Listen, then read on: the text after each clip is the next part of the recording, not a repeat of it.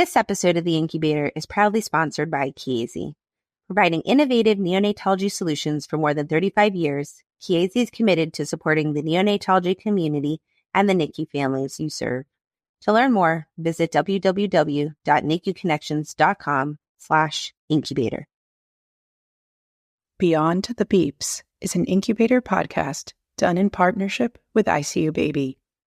ICU Baby is the largest NICU support organization in the Southeast United States and provides comprehensive support to more than 300 NICU beds in the diverse metropolis of Miami.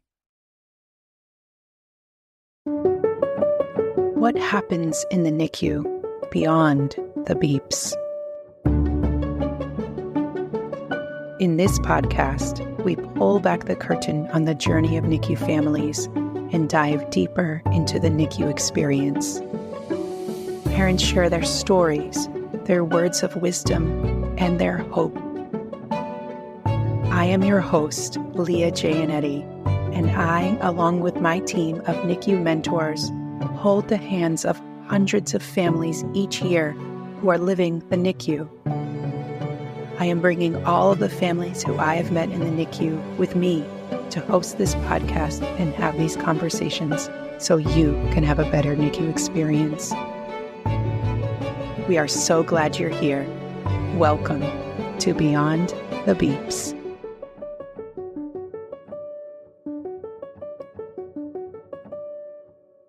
It's Father's Day here for ICU Baby, and it's Father's Day every day in the NICU. A beautiful evolution that we have been seeing in the NICU is that more and more fathers, dads, and partners are at the bedside. That means more dads changing diapers, more dads feeding babies, more dads doing infant care and baby care. It also means there's more dads at the birth of their babies. These are intimate, beautiful moments and really tender moments that we know are crucial to the development of babies into children, teens, and then adults. We also know that having a baby and having a baby that goes to the NICU especially is not all roses and balloons and celebration.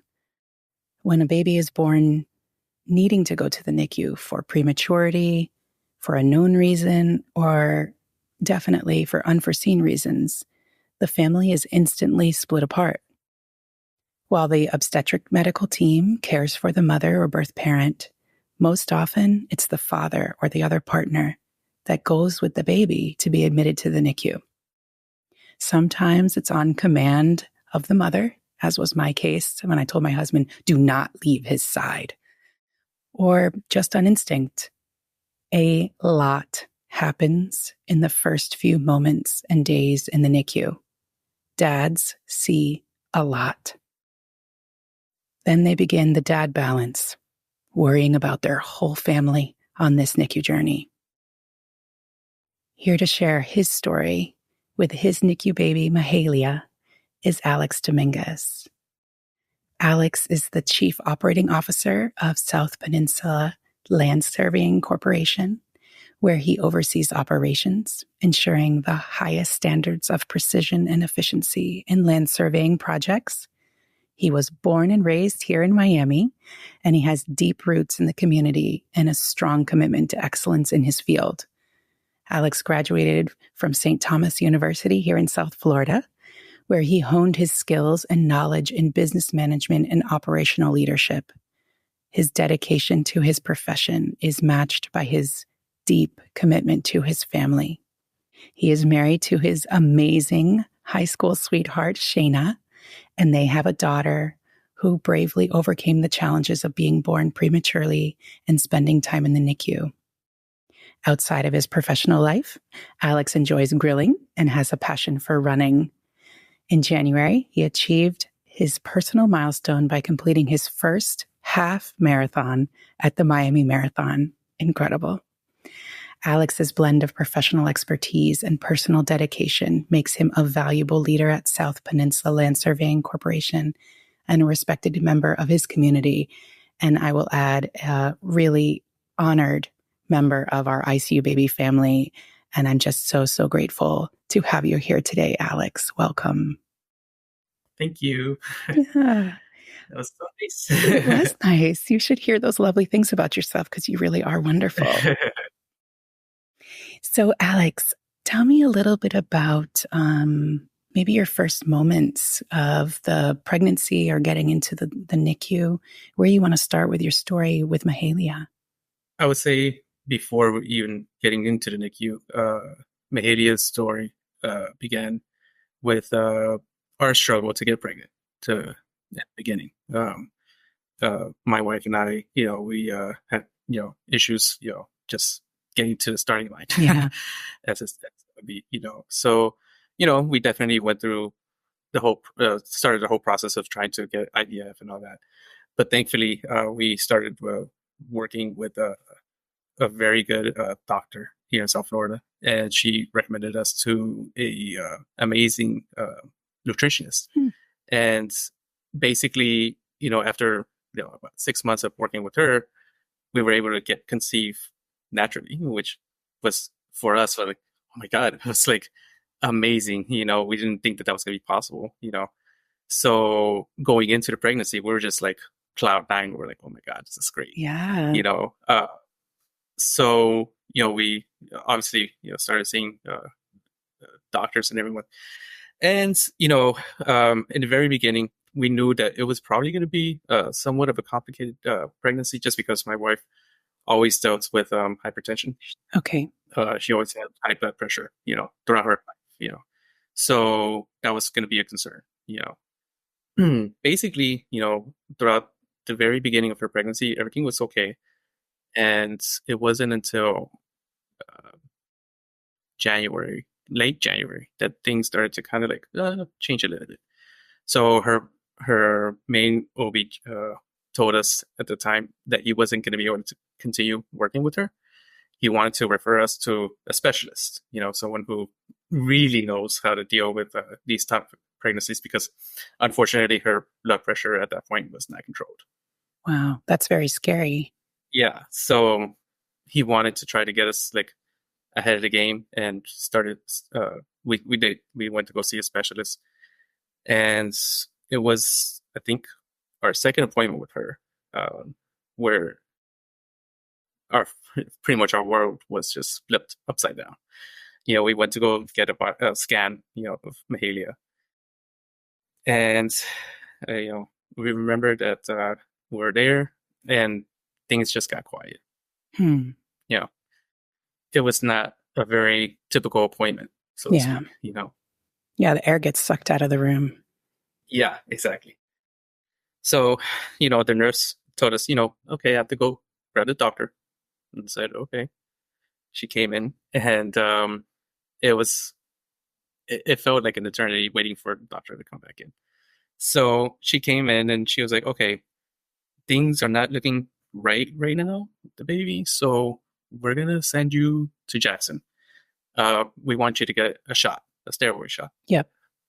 And so we said, okay. But the way it was kind of described to us, we didn't get the sense that it was anything major. We thought, okay, we're just going to go to the hospital, get some shot, come home. That's it. We're done with it. We got to Jackson, and, that's when they broke the news to us that Mahalia was going to have to be born like within a week. Wow. And that was that. There was no real discussion about it. It was just more a matter of the fact, okay, this is what's going on. Your baby is very much underdeveloped, especially her lungs. And that was the primary concern. That's why they wanted her to get a shot, is because they needed her lungs to develop a little bit. They wanted to give her some steroids for that. Because right now, Mahalia was 25 weeks or 24 weeks at this point. 24 weeks, right. Okay. Yeah, 24 weeks. That's very premature. Yeah. And so, they told us, at the time, that they were going to try to keep her in as long as they could, because, as we all know, the best thing for a baby is to be within the womb. Right. So they told us, we're going to try to keep her in there as long as possible. But the moment that we feel that it's just not viable anymore, then, she's going to have to come out.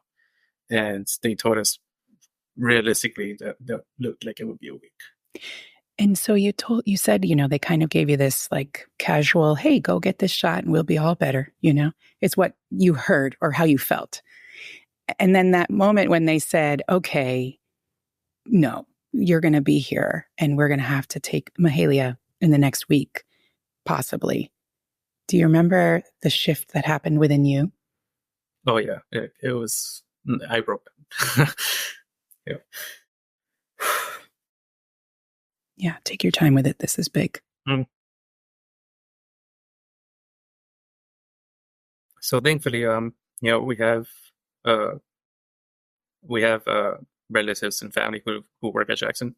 Mm-hmm. So when we told them that we were there, they're like, "Oh, we'll come, hang out with you guys and see what's going on." My wife's cousin, she was a resident at the time there, so she came in and peeked in and tried to see what was going on. My sister-in-law, she also works at Jackson and on the administrative side, so she came and was with us, and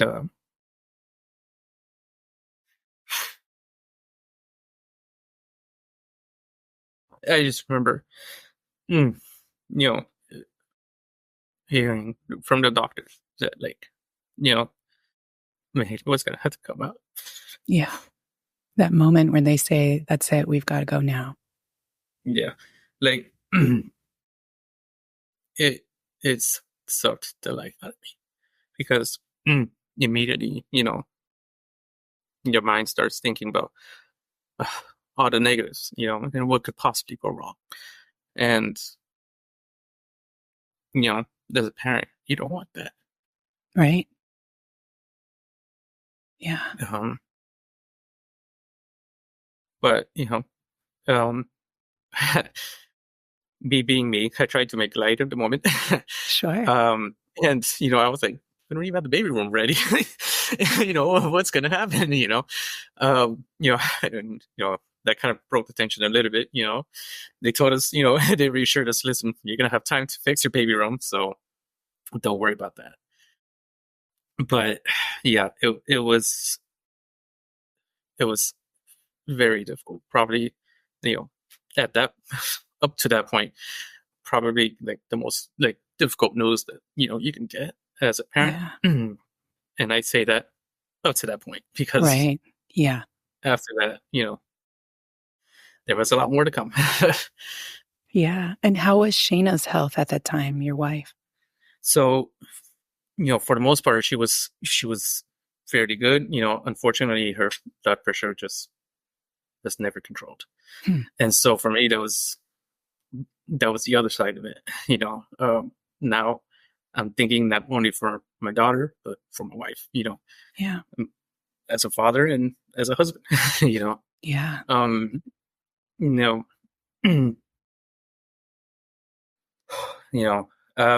Being bedside with her, I refused to leave her side as much as possible. Like I didn't want to leave my wife, Yeah. So, seeing her blood pressure just always constantly elevated, even as she's laying there, literally doing nothing.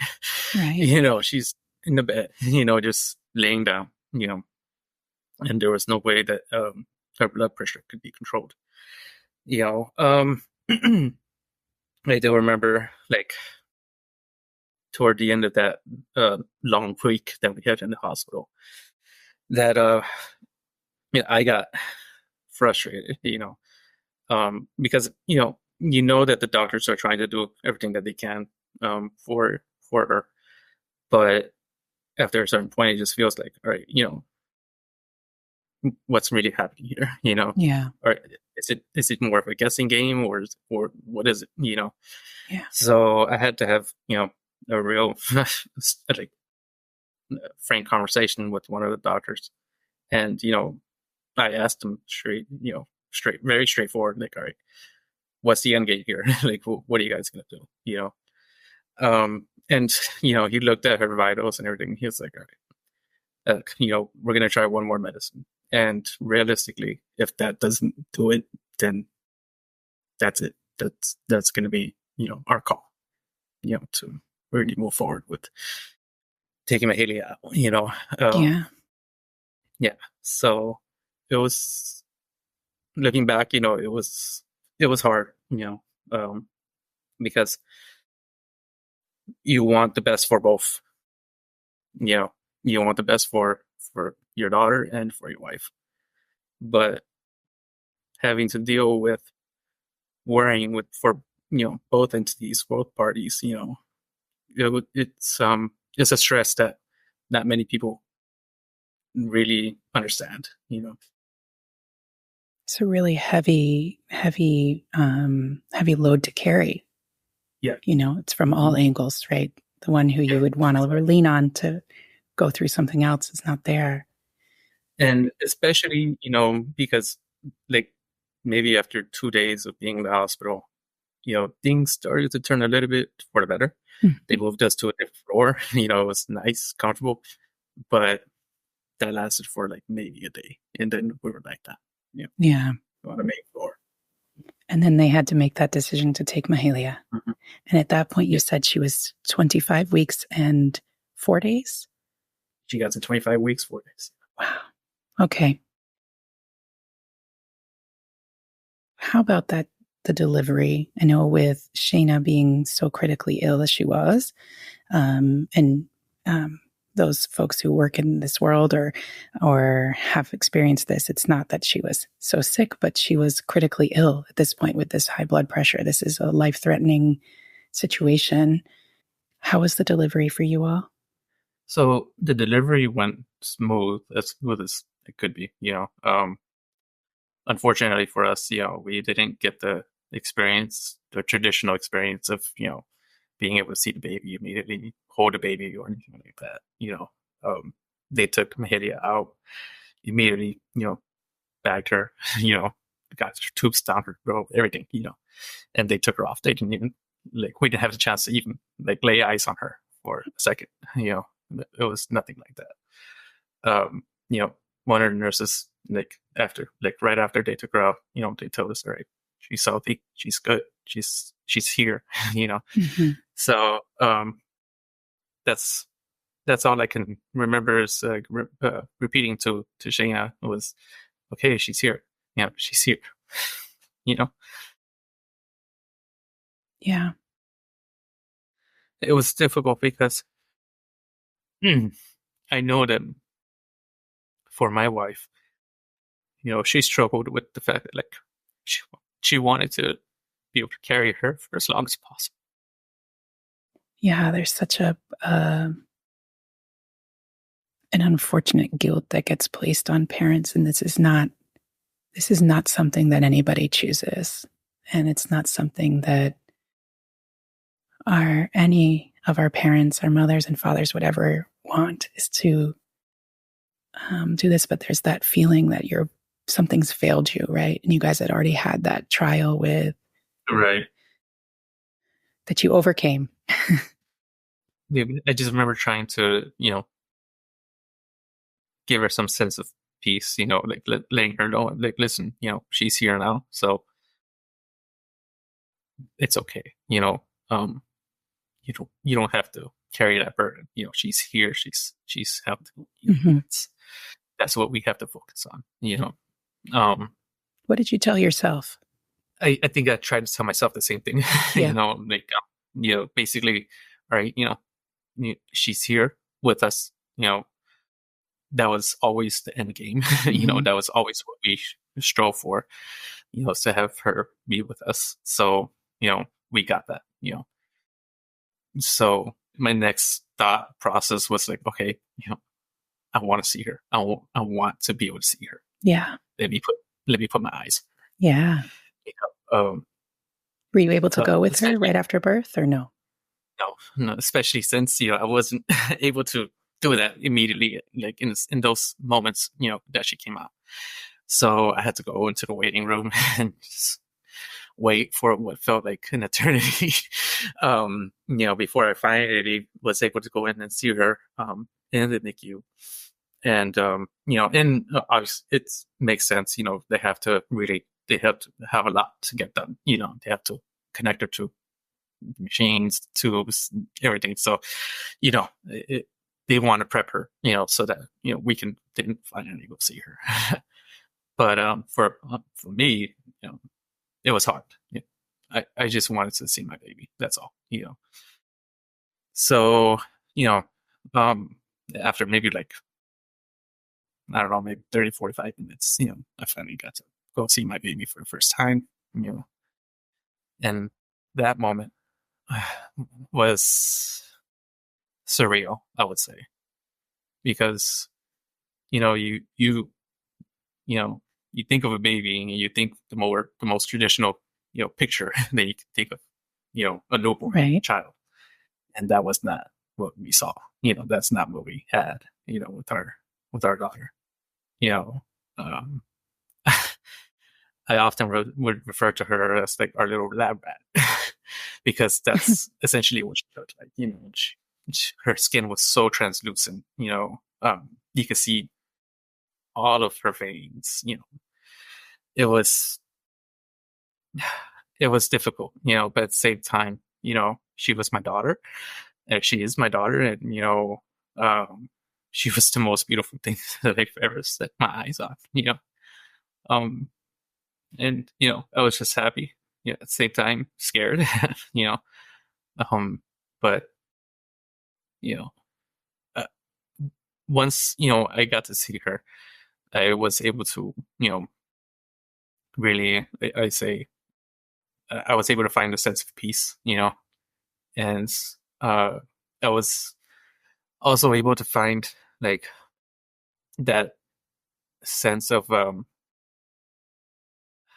I don't know how to put it into words. It's just, there's nothing else that I could focus on more than her at this moment in time. Dedication. Yeah. So that was my shift in focus was that, I was going to be here for her no matter what. That's really powerful love that you have. And gosh, it's such a beautiful thing. I wish everybody who's listening could sit with you like I get the opportunity to really feel that from you, because it's really part of who you are. This was during what we didn't share, this was actually during the beginning of the coronavirus pandemic, that she was born, and that complicated some things too in the time that you were there, I would say. So Mahalia spent, let's say, 6 months in the NICU, yeah? Mm-hmm. Yeah. Just shy. Just shy. Yeah. And 5 of those were in a lockdown situation. Mm-hmm. Yeah. And you said, I'm going to be here for my baby, which is beautiful and courageous. What changed with that lockdown for you? So, she was born 2020. And it was weird because, when we were first admitted to the hospital, I remember we kept hearing about some weird disease or something that was floating around, But I guess for us, we just didn't put that much mind to it. We didn't really think about it that much. You had a lot going on. It's understandable. Yeah, exactly. After she was born, and in those weeks, prior after she was born, it was starting to become a little bit more, relevant in our society. So, I remember for the month of February, she was born February 10th. We were both able to visit her every day, 24/7 if we wanted to. And that was great. It was funny because I remember like actually it was probably the first night that she was in the NICU. I kind of looked at the nurse and I was like, okay, so, where can I sleep? Yeah, right. And she looked at me, she's like, what do you mean? And I'm like, yeah, like, I'm going to be here. Where am I sleeping? Where am I going to, is there like a little cot or something that I can put up next to her? Or, what do you guys have? Like, what do you, like one of those lounge chairs? What's the setup here? And she's like, no. She's like, we have chairs. You can sit down and you can stand. That's about it. Yeah. So, in my mind, that's basically where I was, like I was there. I was going to be there 24/7. Yeah. So, um, it was one of those things that like, I couldn't see it any other way. Yeah. So toward the end of February, that's when things started to really shift and change. And they told us, I think it was around like it was probably like the last week of February, where one of her doctors was like, all right, we need to kind of discuss, what's going on. So, that's when they let us know about, well, we already kind of knew about, the coronavirus and all that. And so, they told us, look, if things continue to get worse, we're going to lock down the hospital. Mm-hmm. And that means that like visitation rights are going to be limited. And so we were like, okay, what does that mean for us though? Because, she's our baby, and we pretty much expected to be able to see her, no matter what. So they told us, especially for babies in the NICU, they're treated as, the most delicate and most, important patients in the hospital. And so, realistically, they protect those babies the most. So, it meant that, only parents would be able to visit her. No outside relatives or anything like that. And unfortunately, it meant that it went from 24/7 to at first it was 3 hours every day that we each had. So we could still go every day, but it was only for 3 hours a day. Or was it? Yeah, it was actually 3 hours a day, twice a day. So 6 hours total that we got to see her. Okay. So we were like, okay, that lasted for about a week or two. After that, it went from, okay, you could go 3 hours a day total. So we both could go at the same time, 3 hours a day. Then it eventually came to being like every other day that we could go. So basically only one parent could go per day for a total of like, in the end, it was, I believe 4 to 6 hours. Wow. So you're now there alone, right? Either you were there or Shayna was there. You didn't have your partner. You didn't have somebody to be the extra set of ears. No, nothing. It was just one or the other, and that was it. It's an interesting thing, and I think the separation was really forced, and it's something that we're definitely looking at to make sure never happens again.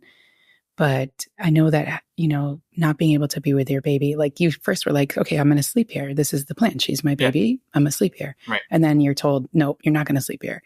And then for a lot of, like in this time, it was really extreme. Like you come every other day, which is ridiculous. And there's a lot of families, right, that they work or that they have other children. And so they can't be there. And they're in this other position that's happening all the time. How did you cope or calm yourself or talk to yourself or handle those times? Because I imagine not being able to be there can spin us out of control. For me, different things, I would say. So first and foremost, like, yeah, on the days that I wasn't allowed to visit, Mahalia, at the very least, I drove my wife to the hospital so that she could visit her. I was just, honestly speaking, it sounds crazy. I was just sitting in the parking lot and just, for me, like, it brought me some sense of peace of mind just being at the hospital, not necessarily even in the hospital, just being at the hospital, like in that parking lot, few hundred feet, whatever it is away from her, just knowing that I was physically there in that realm, with her, that I guess, helped me, because at the very least, if I couldn't see her, I wanted to be in her vicinity, Yeah. you know. Yeah. And so yeah, I would drive there and wait for my wife, in the parking lot, until she was done, and then we would come home, and uh, you know, that would just be our routine Yeah. for a while. I would say, wow, now it all happened so crazy. For a while, we spent maybe about a month or so at a nearby hotel. That was like literally like a block away from the hospital. Yeah. Um, and so, well, I think we're very blessed in the sense that we have a very vast support system around us. Family members who were just willing and ready to help in any way that they could. Thankfully, they helped us, with getting a hotel room for that Wow. amount of time. And it made it easier because we live in North Miami Beach, which, if you know South Florida, it's not the closest neighborhood to Jackson Memorial Hospital, Maine. Yeah. So it helped with having to travel back and forth. Well, and give you that sense, which it sounded like was you just wanted to be close. Be close, yeah. Yeah. We want to be as close as possible to her. Yeah. Especially since especially after her first month in the hospital, where she had some major complications, life-threatening complications. After that, we couldn't bear being that far away from her anymore. Yeah. We wanted to be there for her as much as possible. So, just having that sense of mind of like, all right, we may not be able to see her 24/7, but we can be hundreds of feet away from her at the very least, Yeah. for any moment, that may arise, that we need to be there, immediately, that sense of, all right, closeness was, I think, very helpful Yeah. for the both of us, really. And then on top of that, honestly speaking, I think we we leaned heavily on some of our favorite shows just to kind of help like, take our mind off of things. We're huge fans of The Office, and we just kept watching that on repeat. Yeah. Back in the hotel, it was just all right. Let's do this. But yeah, it was difficult. Yeah. Not being able to be there. And how were you, since you were so present and so involved, but then without your partner, in all of this, how are you perceived in the NICU as a dad? As I mentioned in the intro, we haven't done great historically as a society at bringing dads in to their infants' lives, and I'm wondering how you felt as a dad, especially alone there in the NICU. It's funny because I felt a lot of times, as a dad, I was often overlooked. And it was something where I felt like, I wasn't, not necessarily respected, but I wasn't afforded the same type of what's the word? I wasn't afforded the same type of feedback, I would say, as my wife got, and, to be fair, I get it. She's the mother, and at the end of the day, she's the one who carried that baby, right? I didn't do that. She did, so I can understand. But I remember there was one moment, in the very beginning, it was the first week that we're in the NICU. It was after we where my wife was released from the hospital, that we were home, and I remember we were at the time we were staying with my mother-in-law because we were having some work on top of everything else going on. We were having some work done Oh, in goodness. our house. So, we couldn't be in our house at that. So we were staying with my mother and my wife. It was in the morning time. My wife was like, "Oh, maybe you should call the hospital to check up on Mahalia, so that we just can see how she's doing, how her night went before, we go to the hospital to visit her and everything." So I was like, all right, cool. And she was getting ready to pump some milk. So I was like, yeah, no problem. I was more than willing. So I called the hospital and they said, okay, what's your baby's, what's the baby's name? Mm-hmm. I said, oh, Mahalia Dominguez. And they said, okay. And they put me on hold. And they came back and they said, you said the baby's name is Dominguez? I said, yeah. And they said, we don't have a baby here by that name. Oh my gosh. I said, excuse me? And they said, yeah, we don't have a baby Dominguez here. Oh my gosh. Where did your mind go? I hung up the phone. I told Shannon, I was like, we got to go. They said, and she just looked at me. She's like, what? I was like, we got to go. They said they don't have a baby Dominguez at the hospital. We got to go. Yeah. And she was like, she's like, I'm pumping right now, so I can't. I was like, well, listen, I'm going. You can say I'm going.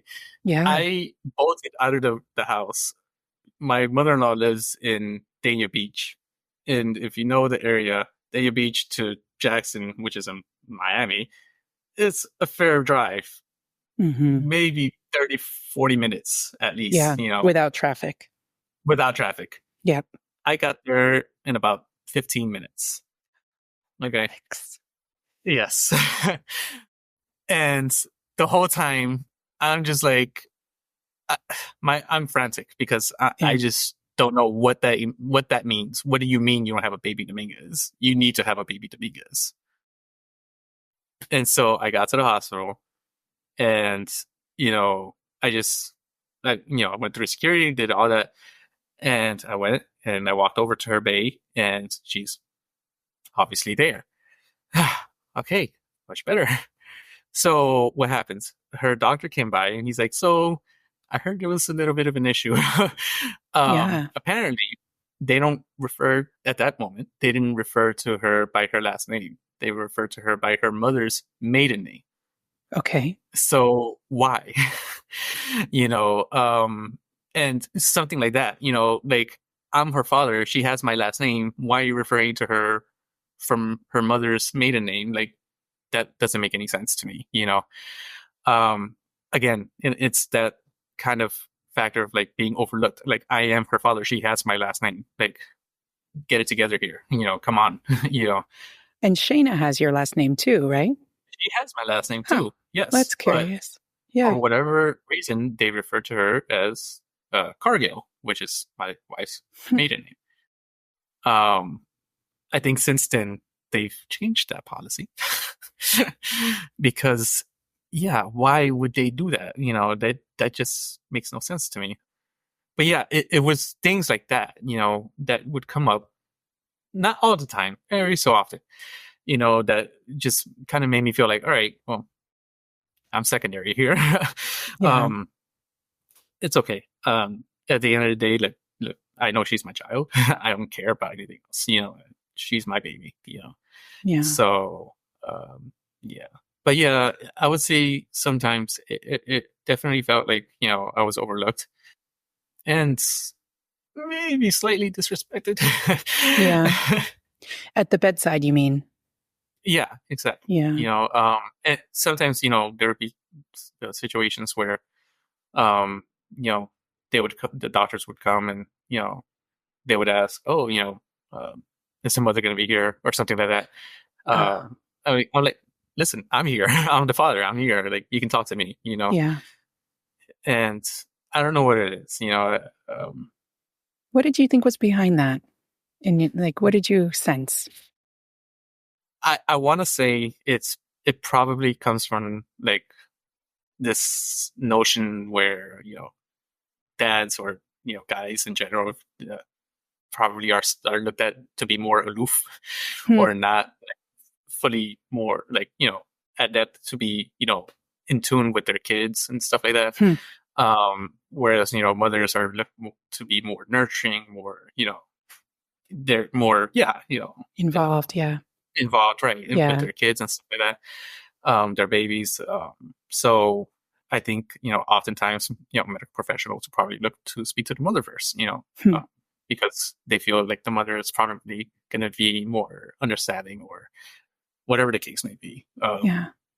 But what could they have done differently? What could knowing, again, you had a long, really complicated, and we're not even talking about, that's a whole nother episode about what you guys, maybe we'll have you and Shane on together, talking about that experience with Mahalia, all of her ups and downs and things. What could they have done better to greet and support fathers? What could the bedside nurses, the healthcare team could have done better? It's hard to say because first, let me say that for the most part, the nurses that we had at the hospital, they were amazing. Yeah. They, there's no words, there are no words to describe the amazing work that they did. We still even keep in contact with a couple of them. They became like secondary family to us. They were always checking on her and like looking after her. Like they were our eyes and ears while we were gone. So I want to preface everything by saying that first. Of course. But at the same time, I feel like, maybe in some cases, the medical team could be a little bit more self-aware, I would say, in terms of like understanding the dynamics, of the parents with their kids, sure. I'm not saying that like every parent is going to be, perfectly, in tune with their children or able to understand everything that's going on, anything like that. No, I get that. But at the same time, you should be able to talk to either parent, and it's, feel like you're conveying your message clearly and succinctly to whoever is involved, whether it be the father or the mother, like there was one case where, finally I felt like, all right, good, there was a moment where Mahalia was possibly going to need surgery, and I get the feeling that the surgeon saw kind of what I was going through, because I was actually the one who was present that particular day when they were going to make the call to move forward with the surgery or not. And he kind of looked at me and he was like, he told me everything that was going on. And, I remember feeling like he took the time to just really sit with me, and he told me, look, I'm going to treat this child how I would treat my own child. So you can understand that I'm going to make the best call for her. I said, thank you. That's all it takes, and that was after like he explained everything that was involved, and thankfully, she didn't need the surgery in the end, and she was able to pull through without having to go through, all that. And but it's something as simple as that, just taking the time to really know who you're dealing with, to be seen. That can go along. I mean, it sounds like you felt, and I think this happens for a lot of our parents and our fathers especially, they feel they have to prove themselves.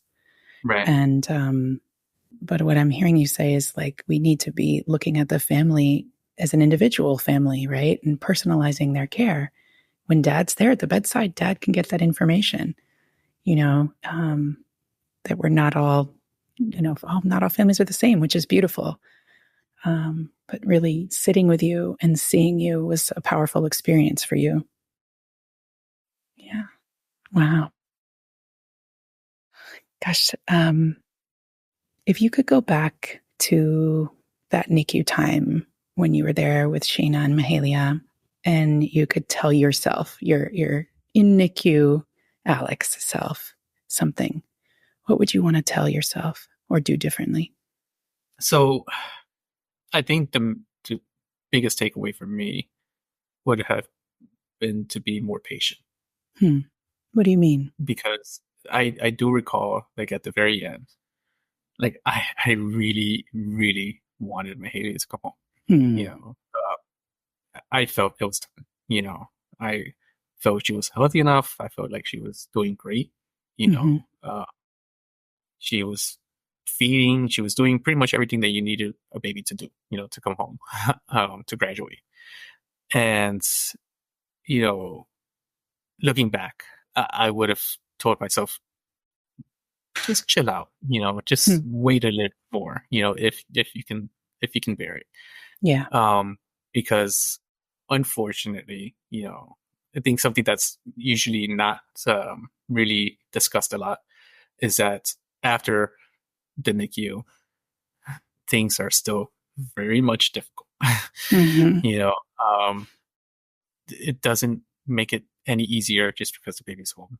Right. She did have some complications after effect. And I think that maybe if she would have just stayed a little bit longer in the NICU, maybe we wouldn't have to have to deal with some of the issues that, you know, that came up, you know, after the fact. Yeah. And I think that, yeah, like I think just allowing myself to be patient, you know. My wife was very much on the edge. She was like, yeah, I don't know. But, you know, I remember speaking to her doctor and I was like, listen, I don't know. Like, I really feel like she can come home, you know? And her doctor was like, yeah, you know, you probably have a point, you know? Yeah. And so, you know, they obviously, they did everything that, you know, they were supposed to do in order to, I mean, be able to release her. But yeah, it's one of those things that looking back, like, you probably, wish you wouldn't have pushed so much, you know? Especially just because you don't know what lies on the other side, you know. Yeah. But that NICU, we call it NICU burnout, which happens, it can happen for everybody at different times, but especially long-term stay, those last few weeks and those days, especially if you think you're going to go home one day and then they extend it another, those setbacks can really, it makes everybody, and I'm not even going to say most, it's everybody getting really anxious and starting to feel things they never thought they would ever feel.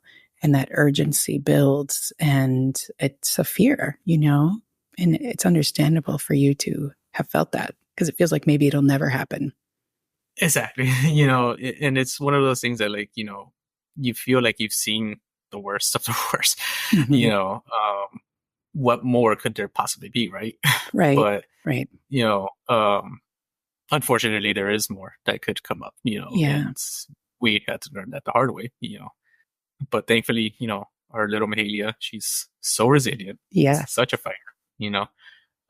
She's just been able to overcome a lot. Yeah, she is extraordinary. She's almost 4.5. Yes. Gosh, we'll be celebrating her 4 years out of the NICU in a couple weeks. Exactly. And she's a dancer and a sweetheart. And gosh, she's wonderful. She's a wonderful little girl. Thank you. Yeah. Yeah, she's our light. She's our world. She's a little firecracker. That's for sure. Yeah. She has a beautiful spirit, just like her parents do. So, Alex, if you had any, I mean, you've shared so many beautiful stories and so much, so many words of wisdom. If there's anything else that you could leave with a family who might be at their baby's bedside or in the NICU right now with a dad, maybe, what do you think it would be? Perseverance. It's one of those things that you don't necessarily think about it until you do, you know. And I was thinking about it this week because, like you said, we are coming up on Mahalia's anniversary for her graduating the NICU, and she's taught me a lot about it. And personally, I feel like we've learned a lot about what perseverance really means. If you're there in the NICU, just understand, every day is a new day. You're gonna have to persevere. You're gonna have to keep going. You're gonna have to just keep fighting because those babies are fighting. And I think the least that we can do as parents is to match their energy. Yeah, they're gonna keep going. They're gonna keep going, and why not? Why can't we do the same thing? So just persevere. that's beautiful. It's so powerful. Well, thank you so much, Alex, for being here. And if you are listening out there, maybe sitting at your baby's bedside or driving back and forth to the NICU, maybe you're at work and wishing you could be in the NICU, or pacing the hall at night, or moving milk around the city back and forth. Alex and I want you to know that you are not alone. You're part of the ICU Baby family and community. Take gentle care. A NICU parent pearl. Something we know for sure. Every baby and every NICU journey is different. The story you heard today is this family's story. We hope what you learn here will empower you to ask questions and engage with your baby's healthcare team throughout your NICU journey and beyond. As a reminder, this podcast is intended to be purely for entertainment and informational purposes and should not be construed as medical advice. If you have any medical concerns for yourself or your baby, please talk to a medical professional. You all deserve to feel well. Thank you for listening to Beyond the Beeps. If you liked this episode, please leave us a review on Apple Podcast or the Apple Podcast website. You can find other episodes of this show and other incubator shows wherever you prefer to listen to podcasts. We would love to hear from you, so feel free to send us questions, comments, or suggestions to our email address, director@icubaby.org. You can also message the show on Instagram, Twitter, or through our website at icubaby.org. Thank you.